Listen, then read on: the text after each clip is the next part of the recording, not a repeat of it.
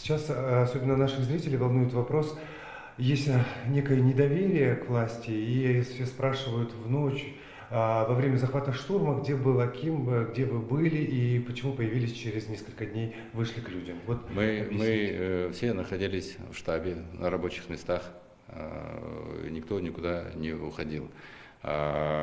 Первую ночь к утру я сделал заявление, вот мы разместили, и уже следующие дни мы сидели в штабе. Моя основная задача была связь с Министерством обороны, с Министерством МВД, с руководством администрации, потому что мы координировали всю эту работу. У нас в рамках нашего штаба у нас там департамент полиции, департамент КНБ и так далее, то есть у них нет уровня выйти на первые лица.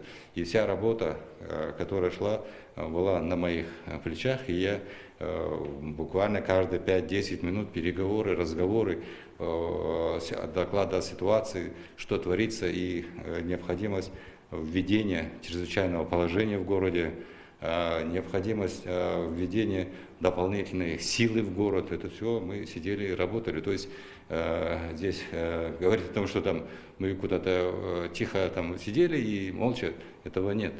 Просто это, возможно, это не видно было, и об этом можно и не говорить. И когда мы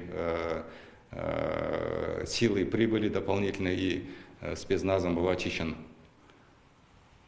акимат, площадь, и мы с коллегами со штаба выехали на площадь, в акимат, и там нас встретили шквальным огнем.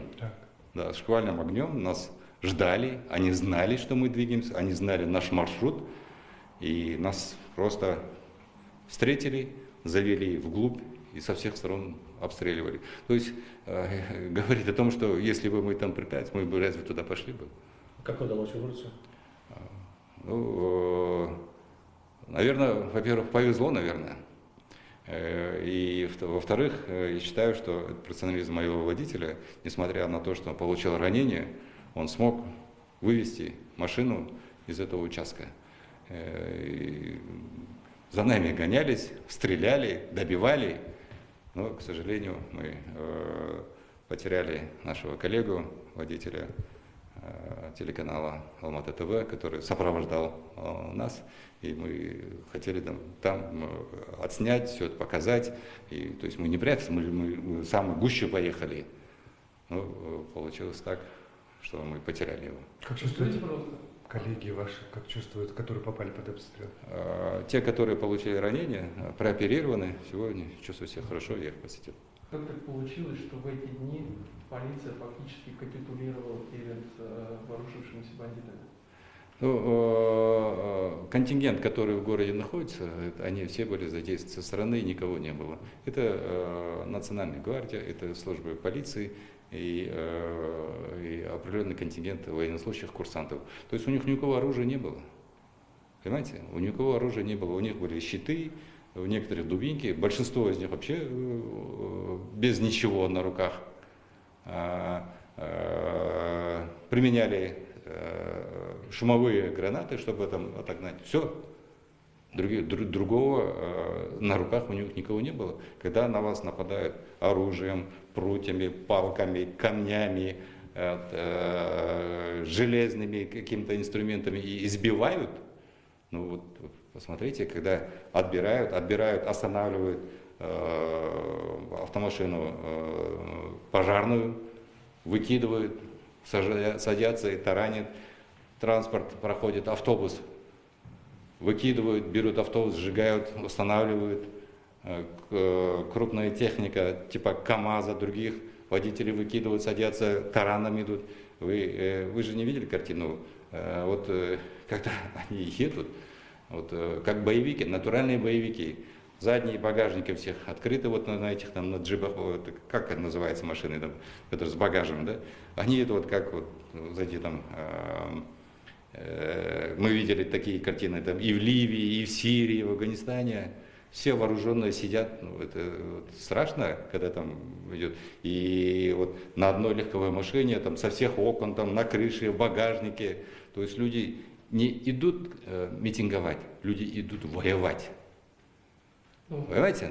И когда там десятки тысяч людей там, нападают на полицию и отбирают у них все, потому что они силу не применяли, они, я имею в виду, оружие не применяли, у них и не было оружия.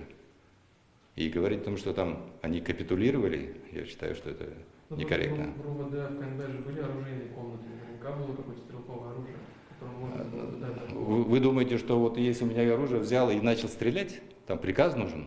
Это нельзя так делать. Приказа не было. Нельзя по людям стрелять, нельзя. И вот, вы знаете, по городу ни одно РУВД ничто не смогли захватить. Они отстояли, нападали, стреляли, погибли сотрудники полиции, защищая свои объекты, защищая те же боеприпасы. А почему не было приказа?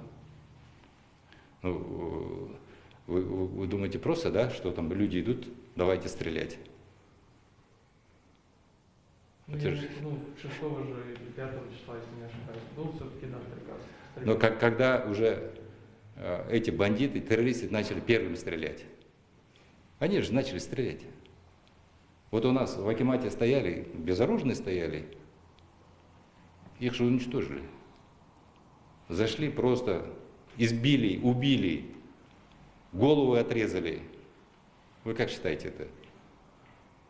И вы как считаете, когда там голову отрезают, это нормальный человек? Может, тут уже, когда казахи барана голову режут, и когда забивают, да, тут дети не могут смотреть, да? А тут человека голову отрезали. Как это можно понять? Поэтому я хотел бы этом немного в этих вопросах корректно говорить.